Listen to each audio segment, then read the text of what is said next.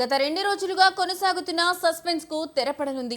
బీజేపీకి రేపు అన్నామలై రాజీనామా చేస్తున్నట్లు తెలుస్తోంది. తమిళనాడు నుంచి బీజేపీకి రాజీనామా చేసినట్లు ఆయన ప్రకటించబోతున్నారు. బీజేపీ జాతీయ అధ్యక్షుడు నితిన్ నబీన్, కేంద్ర హోంమంత్రి అమిత్ షాలను కలిసిన అన్నామలై రాజీనామా విషయాన్ని చెప్పారు. తాను ఎందుకు రాజీనామా చేస్తున్నా అనే విషయాలను పార్టీ పెద్దలకు వివరించారు. బీజేపీకి అన్నామలై రాజీనామా తర్వాత సోలోగా తమిళనాడులో ఒక పార్టీ ఏర్పాటు చేసే అవకాశం ఉన్నట్లు తెలుస్తోంది. తనను తమిళనాడు బీజేపీ అధ్యక్ష పదవి నుంచి తప్పించడం, అన్నా డీఎంకేతో పొత్తు పెట్టుకోవడం, ఎడప్పాడి పళనిస్వామి కండిషన్ ప్రకారం తనను పార్టీ ప్రచారానికి దూరం పెట్టడం వంటి అంశాలపై అన్నామలై తీవ్ర అసంతృప్తి వ్యక్తం చేశారు. ఇంత చేసినా కూడా ఆ రాష్ట్ర అసెంబ్లీ ఎన్నికల్లో 234 స్థానాలకు గాను బీజేపీ కేవలం ఒక స్థానానికి పరిమితమైంది.